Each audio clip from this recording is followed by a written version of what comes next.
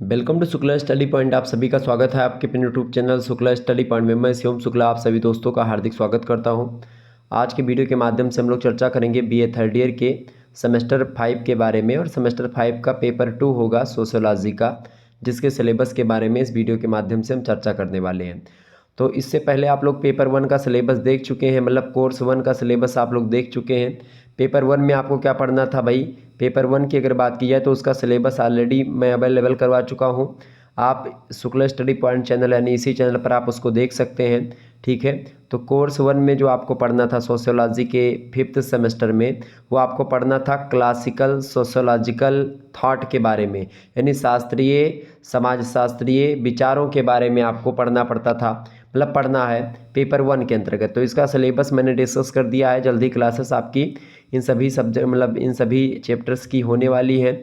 इसके अलावा पेपर 2 में भी आपको पढ़ना, चूँकि मैंने आपको बताया था कि भाई बीए थर्ड ईयर के 5th सेमेस्टर में और 6th सेमेस्टर में आपको एक सब्जेक्ट के 2 पेपर देने होंगे, ठीक है। तो ये पहला पेपर मैंने डिस्कस ऑलरेडी कर दिया था, और ये दूसरा पेपर होगा जिसमें आपको पढ़ना है रिसर्च मेथोडोलॉजी इन सोशल साइंसेस, मतलब कि सामाजिक विज्ञान में अनुसंधान पद्धति, ठीक है। इससे पहले आप लोग बीए थर्ड ईयर में जब होते थे तो बीए थर्ड ईयर के पेपर 2 में आप लोगों को पढ़ना होता था सोशल रिसर्च मेथड के बारे में। और जो सोशल रिसर्च मेथड के बारे में हमने पढ़ाया होगा आपको पहले, जो बीए ईयरली एग्जामिनेशन जो होता था एनईपी के अकॉर्डिंग नहीं, यानी कि जो राष्ट्रीय शिक्षा नीति है उसके पहले का जो सिलेबस था उसमें भी आपको सोशल रिसर्च मेथड के बारे में पढ़ना पड़ता था। थोड़ा सा सिलेबस में एक आध दो चैप्टर की बढ़ोतरी हुई है और कुछ चैप्टर्स की कटौती भी हुई है, ठीक है।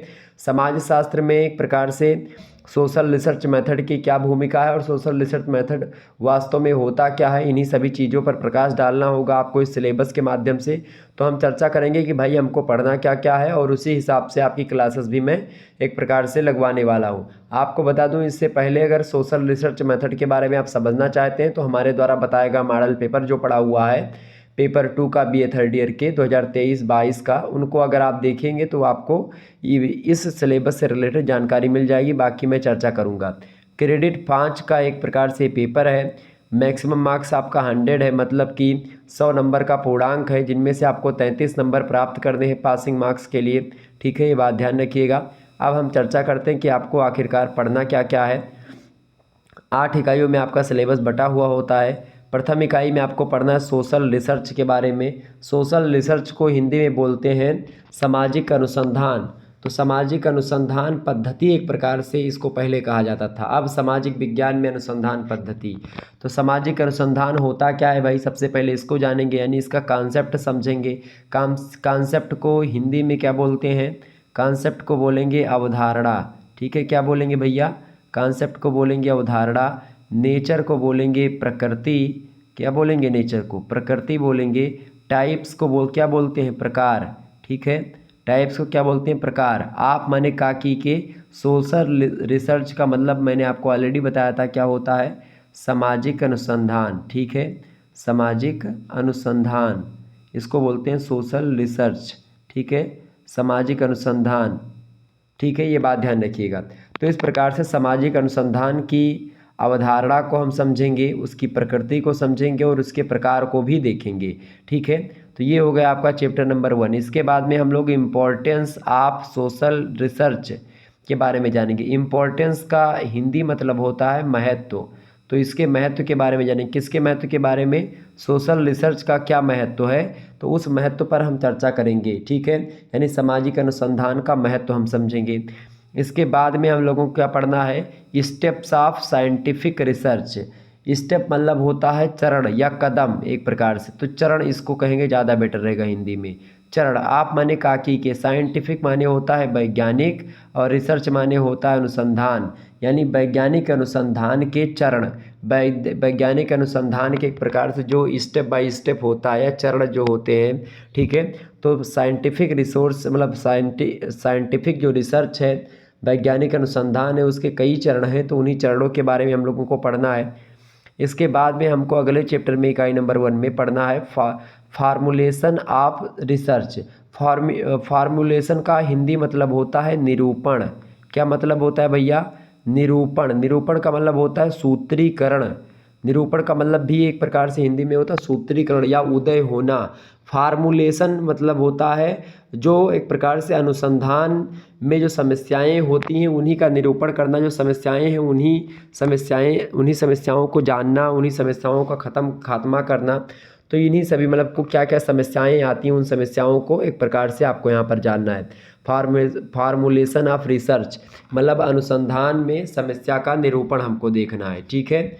या रिसर्च प्रॉब्लम्स माने समस्या, रिसर्च माने सामाजिक अनुसंधान। तो अनुसंधान समस्या और फार्मूलेशन मतलब अनुसंधान समस्या का निरूपण हमको देखना है कि क्या क्या समस्याएं आती हैं अनुसंधान करते समय।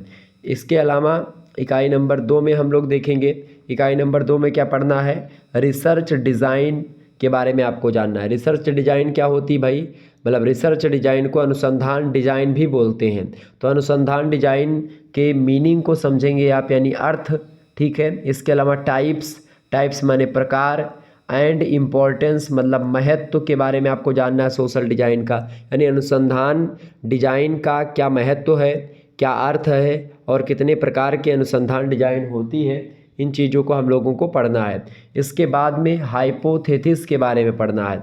हाइपोथेसिस को हिंदी में क्या बोलते हैं भैया, हाइपोथेसिस को हिंदी में बोलते हैं परिकल्पना। क्या बोलते हैं, परिकल्पना बोलते हैं इसको, ठीक है। तो हाइपोथेसिस को हिंदी में क्या बोलेंगे, परिकल्पना। Its types and sources, it's माने होता है इसके, किसके, परिकल्पना के। तो यहाँ पर देखिए दो कामा लगा हुआ, दो एक प्रकार से फुल स्टॉप टाइप का ये लगा हुआ है। तो ये हाइपोथेसिस के बाद में मतलब ये हाइपोथेसिस की ही बात इट्स कर रहा है, इट्स के लिए हाइपोथेसिस आया हुआ है, मतलब हाइपोथेसिस के लिए ही इट्स आया हुआ है। तो इट्स टाइप्स मतलब इसके प्रकार, किसके, परिकल्पना के प्रकार, एंड मतलब और, सोर्सेस मतलब स्रोत। तो परिकल्पना के स्रोत और परिकल्पना के प्रकार भी हम लोगों को समझना है इकाई नंबर 2 के अंतर्गत ही। इसके बाद में इकाई नंबर 3 में हम लोग आते हैं। इकाई नंबर 3 में आपको क्या पढ़ना है, इकाई नंबर 3 में आपको प्रॉब्लम्स ऑफ ऑब्जेक्टिविटी के बारे में जानना है। वस्तुनिष्ठता की समस्याओं के बारे में आपको जानना। प्रॉब्लम्स माने समस्याएं, आप माने काकी के, ऑब्जेक्टिविटी का मतलब होता है वस्तुनिष्ठता। क्या होता है, वस्तुनिष्ठता एक प्रकार से परीक्षा की प्रणाली है, अनुसंधान की एक प्रणाली है। वस्तुनिष्ठता मतलब जो ऑब्जेक्टिविटी जिसको बोलते हैं, ऑब्जेक्टिव टाइप की जो परीक्षा होती है उसको एक प्रकार से भी आप वस्तुनिष्ठता बोलते हैं, ठीक है। तो ऑब्जेक्टिविटी में क्या समस्याएं होती हैं उसके बारे में, वस्तुनिष्ठता की समस्याएं, ये एक प्रकार से अनुसंधान का एक प्रकार है। इसके अलावा ऑब्जेक्टिविटी वर्सेस सब्जेक्टिविटी, ऑब्जेक्टिविटी को क्या बोलते हैं, वस्तुनिष्ठता, और सब्जेक्टिविटी को बोलते हैं व्यक्तिपरकता। क्या बोलते हैं, व्यक्तिपरकता इसको बोलते हैं। क्या बोलेंगे भैया, व्यक्तिपरकता, ठीक है, ये बात ध्यान रखिएगा, व्यक्तिपरकता। तो ऑब्जेक्टिविटी का मतलब होता है वस्तुनिष्ठता, वर्सेस का मतलब होता है बनाम व्यक्तिपरकता, यानी ऑब्जेक्टिविटी एंड सब्जेक्टिविटी को दोनों का हम लोग तुलनात्मक अध्ययन देखेंगे, ठीक है, कि कौन सी पद्धति ज़बरदस्त है और कौन सी पद्धति एक प्रकार से अनुसंधान के लिए बेस्ट है। इसके अलावा वैल्यू न्यूट्रलिटी का मतलब होता है, वैल्यू माने होता है मूल्य और न्यूट्रलिटी का मतलब होता है तटस्थता। तो मूल्य तटस्थता के बारे में हम लोग जानेंगे। इसके बाद में हमको क्या पढ़ना है, इसके बाद में एथिकल इशूज़ इन सोशल रिसर्च। एथिकल इशूज़ का मतलब होता है नैतिक मुद्दे, इन मतलब होता है में, किसमें, सोशल रिसर्च में, सामाजिक अनुसंधान में नैतिक मुद्दे जो हैं उन मुद्दों के बारे में हमको जानना है, ठीक है। इसके बाद में प्लेगरिज्म, ठीक है, प्लेगरिज्म का प्लेगियरिज्म एंड कॉपीराइट। प्लेगआइरिज्म का मतलब होता है साहित्यिक चोरी एक प्रकार से, मतलब कि किसी व्यक्ति ने कोई कविता लिखी हुई है और आपने बिना संदर्भ दिए उस कविता को एक प्रकार से अपने नाम से प्रकाशित करवा दिया, तो वो हो गया साहित्यिक चोरी, ठीक है। तो ये एक प्रकार से अनुसंधान में भी आपको देखने को मिलती है। कभी कभी कोई व्यक्ति होता है, किसी मुद्दे पर रिसर्च किया होता है और उसी रिसर्च को अपने नाम से प्रकाशित करवा करके बहुत सारे जो स्कॉलर होते हैं PhD के वो देते हैं, तो वो साहित्यिक चोरी मानी जाती है। और इसके बाद में कॉपीराइट ये होता है कि आप एक प्रकार से चोरी कर करके किसी का कंटेंट अपने उसमें मिला करके थोड़ा थोड़ा इधर उधर से करके व्यवस्थित करे, तो होता है कॉपीराइट। या कॉपीराइट में जैसे आजकल यूट्यूब पे कॉपीराइट होता है कि भाई अगर किसी ने पहले यूट्यूब पर वीडियो कोई डाली हुई है और आपने उसके बाद में उसी वीडियो को डाल दिया या म्यूजिक कोई लगा दिया, तो कॉपीराइट इशू आ जाता है। तो वो यही सब चीज़ें आपको सामाजिक अनुसंधान में भी देखने को मिलती हैं। तो ये इकाई 3 में पढ़ना है। इकाई नंबर 4 में हम लोगों को जानना है टाइप्स ऑफ रिसर्च के बारे में, मतलब कि अनुसंधान के प्रकार, शोध के प्रकार, रिसर्च के प्रकार। ठीक है, अब रिसर्च के प्रकार में एक बेसिक प्रकार होता है, एक व्यवहारिक होता है, दोनों को हम समझेंगे। यानी बेसिक एंड अप्लाइड। अप्लाइड माने होता है व्यवहारिक और बुनियादी। बेसिक का मतलब होता है बुनियादी, अप्लाइड माने होता है व्यवहारिक। तो टाइप्स ऑफ रिसर्च में हम लोग बेसिक एंड अप्लाइड दोनों तरीके के रिसर्च को जानने का प्रयास करेंगे। इसके बाद में हिस्टोरिकल एंड कॉम्परेटिव। हिस्टोरिकल का मतलब होता है ऐतिहासिक, ठीक है, और कॉम्परेटिव का मतलब होता है तुलनात्मक। तो तुलनात्मक रिसर्च क्या होती है? तुलनात्मक रिसर्च आपको पता होगा, तुलनात्मक अनुसंधान होता है। हिस्टोरिकल मतलब ऐतिहासिक एक प्रकार से होता है, ठीक है, व्यवहारिक होता है, और कुल मूलभूत मतलब कि एक प्रकार से बुनियादी। तो बुनियादी अनुसंधान क्या है, व्यवहारिक अनुसंधान क्या है, हिस्टोरिकल यानी ऐतिहासिक क्या है, और कंपैरेटिव मतलब तुलनात्मक क्या है। इसके अलावा भी और प्रकार के भी रिसर्च होते हैं, जैसे कि डिस्क्रिप्टिव रिसर्च। डिस्क्रिप्टिव रिसर्च को बोलते हैं वर्णनात्मक अनुसंधान। इसके बाद में एक्सप्लोरेटरी जो होता है, ये भी एक प्रकार से अनुसंधान का ही एक प्रकार है। एक्सप्लोरेटरी का मतलब होता है खोजपूर्ण अनुसंधान। तो खोजपूर्ण अनुसंधान के बारे में हम जानेंगे। इसके अलावा अगला है आपका एक्सप्लामेटरी। तो एक्सप्लानेशनरी, ठीक है। तो एक्सप्लानेशन से बना हुआ है ये, मतलब व्याख्यात्मक टाइप का। व्याख्यात्मक अनुसंधान भी एक होता है। इसके अलावा एंड डायग्नोस्टिक का मतलब होता है निदानात्मक, ठीक है। तो ये बात ध्यान रखिएगा, यानी आपको निदानात्मक अनुसंधान के बारे में जानना है, ठीक है। इसके अलावा आपको व्याख्यात्मक अनुसंधान के बारे में जानना है। व्याख्यात्मक अनुसंधान हो गया, ठीक है। इसके अलावा खोजपूर्ण अनुसंधान हो गया, खोजपूर्ण अनुसंधान हो गया, ठीक है। इसके अलावा व्याख्यात्मक तो हो ही गया। इसके अलावा आप देखते हैं कि भाई तुलनात्मक हो गया, ठीक है, वर्णनात्मक हो गया, हिस्टोरिकल यानी ऐतिहासिक हो गया, तुलनात्मक कंपैरेटिव। डिस्क्रिप्टिव का मतलब होता है एक प्रकार से वर्णनात्मक, ठीक है। अप्लाइड मतलब होता है व्यवहारिक, और बेसिक का मतलब होता है बुनियादी। तो इस प्रकार से ये सब रहे अनुसंधान के प्रकार, जिसके बारे में हम लोगों को पढ़ना है इकाई नंबर 4 के अंतर्गत। इकाई 5 में हम जाते हैं। इकाई 5 में हम लोगों को पढ़ना है डाटा कलेक्शन के बारे में।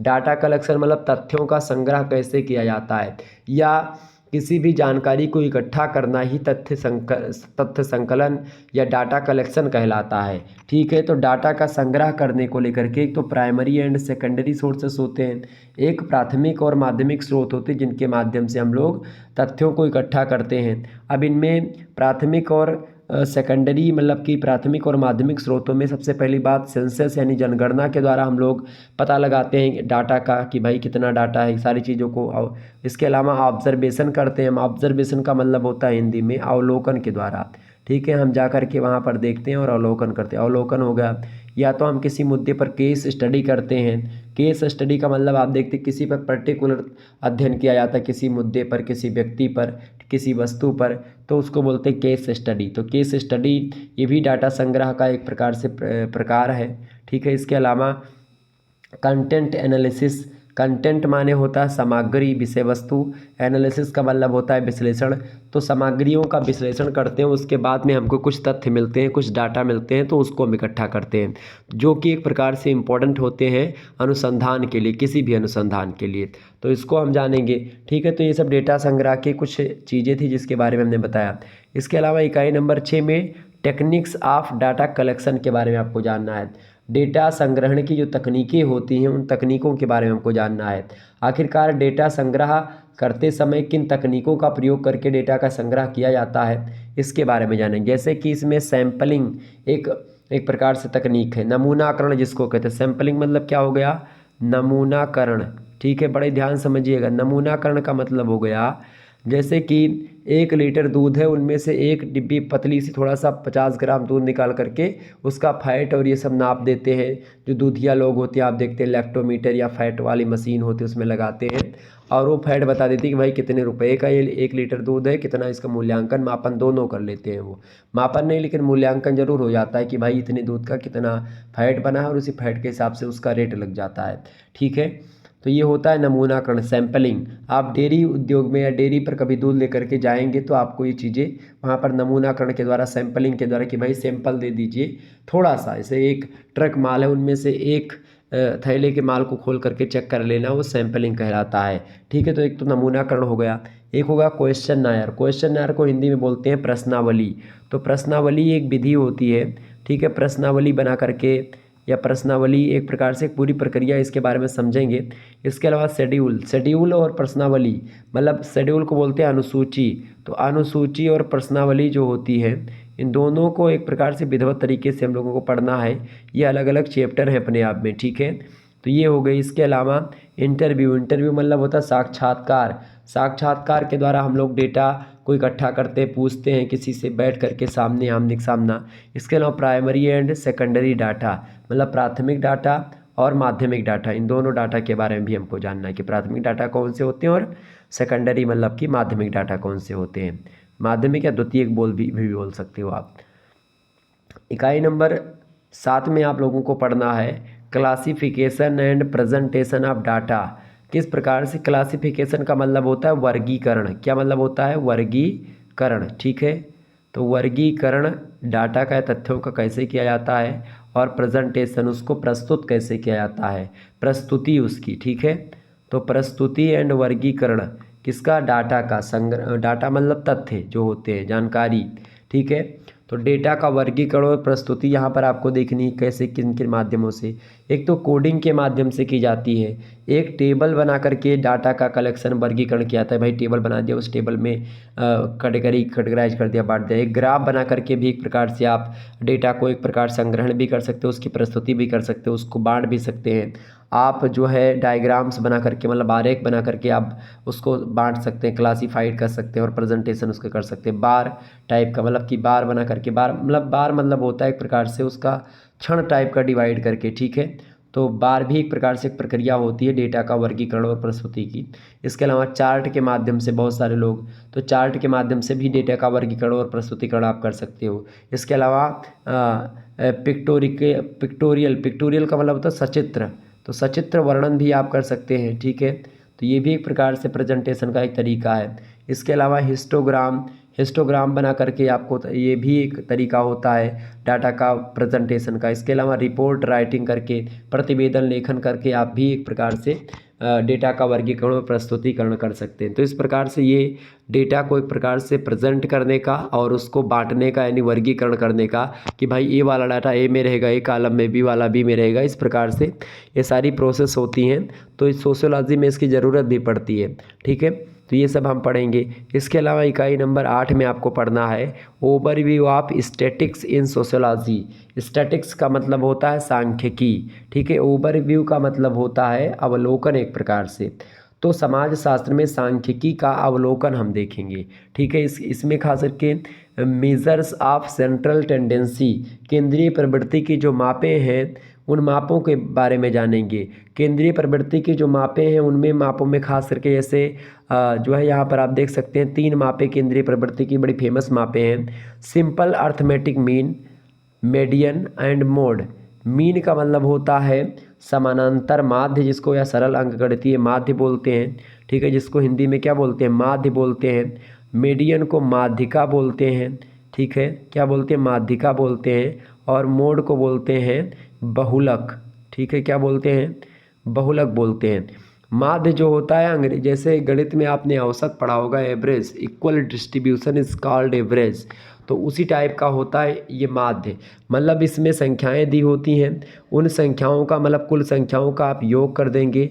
कुल संख्याओं का योग बटे कुल संख्या, कितनी कुल संख्याएं थी। मान लेते मैं एक उदाहरण के माध्यम से अगर आपको मीन समझाऊं, तो मीन का मतलब इसे 1 2 3 4 5 आपको दिया गया है।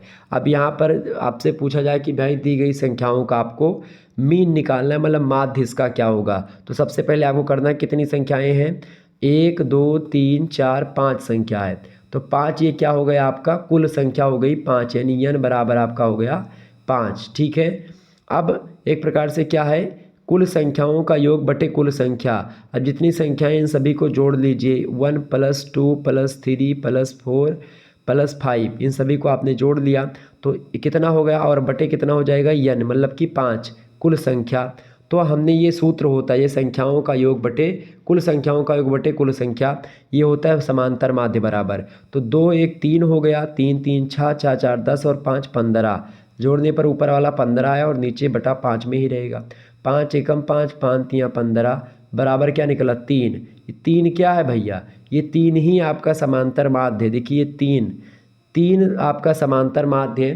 5 लोग हैं और समांतर माध्य का सीधा सा मतलब होता है कि इसे 5 लोग हैं तो एक श्रेणी दी गई है, तो उन 5 लोगों को बराबर बराबर पोजीशन में कैसे रखा जाएगा। तो 3 समांतर माध्य है। मान लेते हैं आपके पास तमाम, मतलब कि किसी व्यक्ति के पास 1 आम है, किसी के पास 2 आम है, किसी के पास 3 आम है, किसी के पास 4, किसी के पास 5 आम है। अब आपसे बोला गया कि सभी व्यक्ति को बराबर बराबर आम मिलने चाहिए। तो आपने क्या किया, समांतर माध्य निकाला, सभी का आम इकट्ठा कर लिया, सभी के आमों को आपने इकट्ठा कर लिया और जितनी संख्याएं थी उन संख्याओं से आपने भाग दे दिया। तो बचा आपका, मतलब आया क्या, 3 आया। यानी कि 3 आम अगर हम प्रत्येक व्यक्ति को देंगे तो एक प्रकार सबको बराबर बराबर आम मिल जाएगा। इसीलिए मैंने आपको शुरुआत में बताया था, equal distribution is called average. ठीक है, यानी बराबर बराबर भागों में बांटना ही औसत कहलाता है, और जो काम औसत गणित में करता है वही काम समांतर माध्य समाजशास्त्र या शिक्षा शास्त्र में आपको आगे मिलेगा करेगा।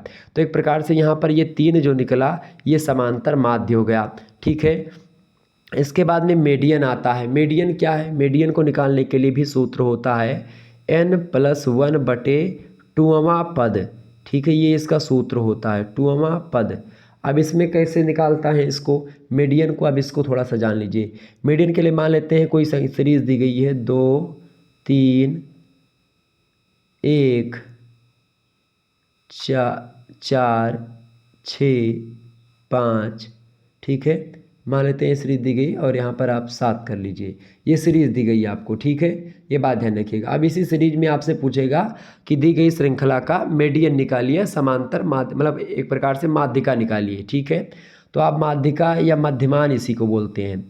तो कैसे निकालेंगे, माध्यिका को ही मध्यमान बोलते हैं। ठीक है, और इसको मध्यांक बोलते हैं माध्य को। तो ये बात ध्यान रखिएगा। तो इसका कैसे निकलेगा भैया, तो सबसे पहले जो श्रेणी दी गई, सबसे पहले हमको क्या कर लेना है, सबसे पहले जो श्रेणी दी गई है उस श्रेणी को आपको अवरोही क्रम यानी या फिर आरोही क्रम, मतलब घटते से बढ़ते क्रम में, चाहे बढ़ते से घटते क्रम में आपको सजा लेना है। सबसे छोटी संख्या हम सबसे पहले लेंगे 1, फिर उससे बड़ी 2, फिर उससे बड़ी 3, उससे बड़ी 4, उससे बड़ी 5, उससे बड़ी 6 और उससे बड़ी 7। ठीक है, तो यहीं से देखने में लग रहा है कि 4 जो है वो मध्य का अंक है, मतलब कि मध्यमान है। लेकिन फिर भी हम लोग इसको थोड़ा सा और आगे बढ़ते हैं। अब समझने का प्रयास करते हैं कि इसकी माध्यिका कैसे निकलेगी। अब n+1/2वां पद, n माने होता है कुल संख्या, संख्याओं कितनी संख्याएं हैं, तो 1 2 3 4 5 6 7 संख्या है। तो यहाँ पर हमने लिख दिया क्या भाई, 7 लिख दिया। अब श्रृंखला ऐसे आपको घटते से बढ़ते क्रम में लिख करके छोड़ देना उसको।